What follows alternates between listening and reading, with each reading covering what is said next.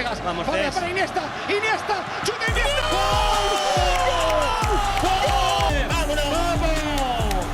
From having a golden team to crashing out of 2 World Cups and 1 Euros, Spain seemed lost. But now, they're on the verge of winning Euro 2024. How did they pull off this stunning comeback? And is this the start of a new golden age? Well, let's investigate the truth behind Spain's comeback. So, you remember Spain's golden age, right? Back in 2008 and 2012, they were just unstoppable. They won the Euro twice and even snagged the World Cup in 2010. Their tiki-taka style was insane. Short, quick passes, always keeping the ball, and just controlling the game like it was a piece of cake. With legends like Xavi, Iniesta and David Villa, it was like watching football poetry. But then things got rough. Yeah, the 2014 World Cup and the 2016 Euros, total disasters. Vicente del Bosque was still coaching, but Spain just couldn't get it together. They had all this possession, over 65% of the game, but still couldn't score. In the 2014 World Cup, they averaged about 15 shots per game, but only scored 4 goals. It was brutal. And then in 2016, they got knocked out of the Euros in the round of 16 by Italy, and it was the same story. They dominated possession with plenty of chances, but were unable to convert those chances, with them averaging over 17 shots per game, but only managing 5 goals in the tournament.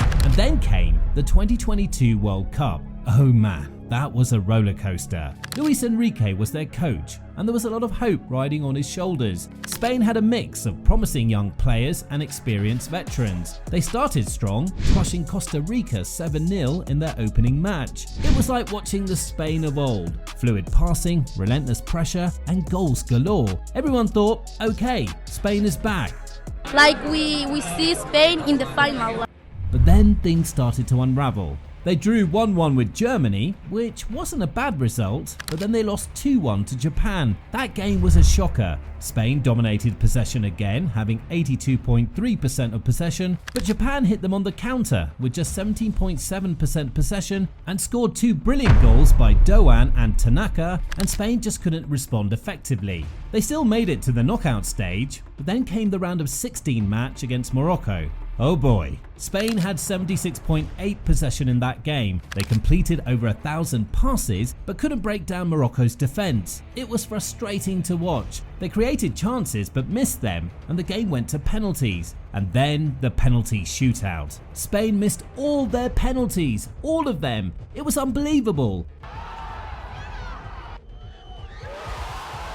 Morocco knocked them out, and just like that, Spain's World Cup dream was over. It was surprising to see that team, that was once said to be the best in the world, turn into ridicule. Spain showed flashes of brilliance, but ultimately couldn't capitalize on their possession. They struggled to convert their dominance into goals, and the defensive lapses cost them dearly. It was so frustrating. They had all the pieces but couldn't put them together. And now in 2024, guess what? Spain is back, and they're about to win the Euros. Well, you might think this success just sprung up on them, but no, they'd been making key moves and winning to get back to the top. First, they employed the services of Luis de la Fuente. When Luis de la Fuente took over as Spain's manager, there were questions about how he would revive a team that had struggled to find its footing. But one thing is clear, he brought a renewed sense of energy and purpose to the team.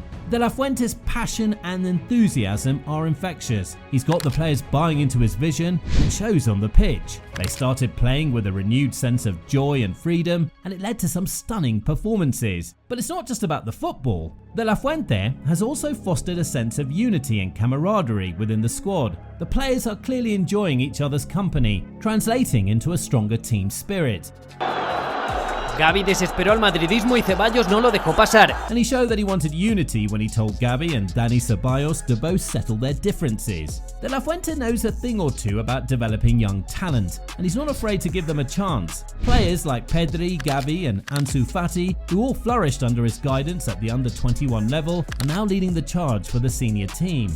And it didn't take long for De La Fuente's approach to pay off. He led Spain to a thrilling victory in the Nations League, their first major trophy in years. The final against Croatia was a masterclass in attacking football, with Spain's young guns shining bright. The win marked a turning point for Spanish football, and De La Fuente's reputation as a forward-thinking coach was cemented. He's proven that trusting in youth and potential can lead to tangible success. Now, if you were asked before the beginning of the Euro 2024 tournament who you think would win the Euros, I guess only a few would mention Spain. Well, even De La Fuente could acknowledge this when he said that trying to win the Euros was harder because some other teams were more prepared to win. After the beautiful displays of the Spanish team in the group stage and the first knockout round, one thing has become certain. The Spanish team has risen to the rank of being the favourite to win the Euro 2024 trophy. Spain has been playing some fantastic football, dominating their group with precision passing, solid defence and clinical finishing.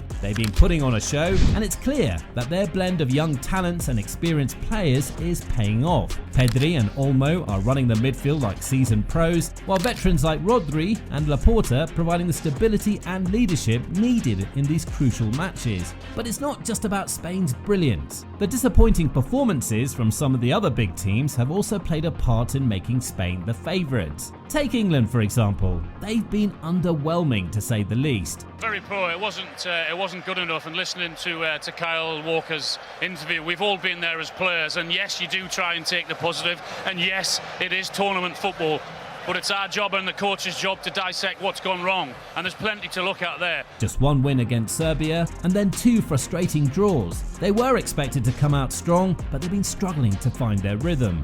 And then there's France. They've also had a rough time, with only one win against Austria and then draws with the Netherlands and Poland, who were then eventually eliminated by Spain. For a team with so much talent, they've been surprisingly inconsistent. Both England and France have shown flashes of brilliance, but their overall performances have been lacking. It's like they're just not clicking as a team, missing chances and making uncharacteristic defensive errors. In contrast, Spain has been on point. They've taken advantage of their opportunities and shown a level of cohesion and determination that's been missing from some of the other bigger teams. Their fans are buzzing and the team looks confident and united. Spain started their Euros with a standout match against Croatia. Now, Croatia has been an excellent international side in recent years, but Spain didn't just beat them, they did it in style. Spain delivered a masterclass, thrashing Croatia 3-0. It was a performance that should be carved into the history books. The players were beyond exceptional. It all started when Morata scored the first goal in the 29th minute. Then, just 3 minutes later,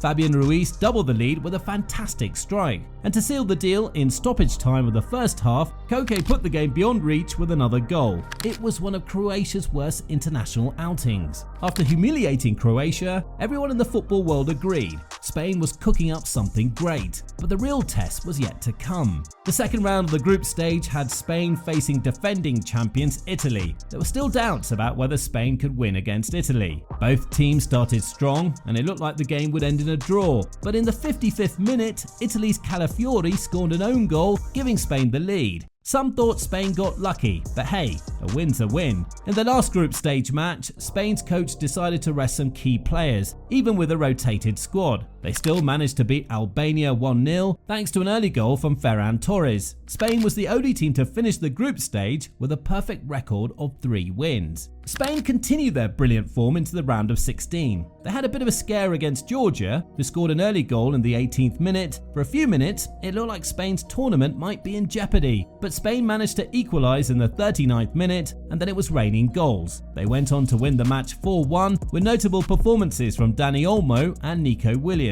Next up was Germany. It was a tense match, but Spain emerged victorious with a 2-1 win, thanks to goals from Olmo and Merino. It was a tight game, but Spain showed their resilience and quality. Then came the highly anticipated semi-final against France. Spain went behind just after 9 minutes, but they didn't panic. Instead, they fought back with goals from Lamine Yamal and Dani Olmo, securing a 2-1 victory and booking their place in the final. Spain's journey to the final has been nothing short of spectacular. They've shown skill and resilience while maintaining possession. But what changed? So how does a team go from losing to Morocco in the World Cup to making it to the final in Germany? Well, it all comes down to a major change in their style of play and not over-relying on old players. In the 2022 World Cup, Spain had players like Llorente, Sergio Ramos, Sergio Busquets, Jordi Alba, Cesar Azpilicueta and Pablo Sarabia. Great players no doubt, but they were past their prime. The team was filled with older players who just couldn't perform at their best. But then with the introduction of a new coach, everything changed. They started using younger players like Lamine Yamal, Nico Williams, Pedri and Dani Olmo. Not only did they bring these young talents into the team, but they also played a style that fit their strengths. Another key change was moving from having inside forwards to touchline wingers. This change gave the players more space and more one-on-one duels, which they could exploit with their speed and skill. The possession of young talents has really been a game changer. They can press aggressively from one side, forcing the opponents to make mistakes and ensuring they can't switch play to the other side, and this high pressing game has been super effective. And on the other hand, they have Rodri. His press resistant ability has been crucial. He can escape pressure and ensure quick precise passing, keeping the team's rhythm and allowing them to transition smoothly from defense to attack. And we can't overlook the exceptional abilities of players like Yamal and Williams, who have formed one of the best duos in the Euros. Lamine Yamal, one of the youngest players in the tournament, has been outstanding, scoring 1 goal and providing 3 assists. Nico Williams has also been impressive with 1 goal and 1 assist. These numbers might look small, but they serve as the creative outlets for the Spain team. Now, with these tactical adjustments and the infusion of youthful energy, Spain has transformed into a dynamic and formidable team. They've gone from World Cup disappointments to Euro 2024 finalists, and it's all thanks to embracing change and playing to their strengths. As we head into the final, Spain stands tall as the favourites. They've proven themselves against tough competition and shown the world that they're ready to reclaim their place at the top of European football. So, will they lift the Euro 2024 trophy? And who knows, maybe we're witnessing the start of a new golden era for Spanish football. Well, only time will tell, but one thing is for sure, this Spain team has given us a tournament to remember. Thanks for watching, and don't forget to like, comment and subscribe, and you can also watch our last video on the last 10 Euro winners and how they got there.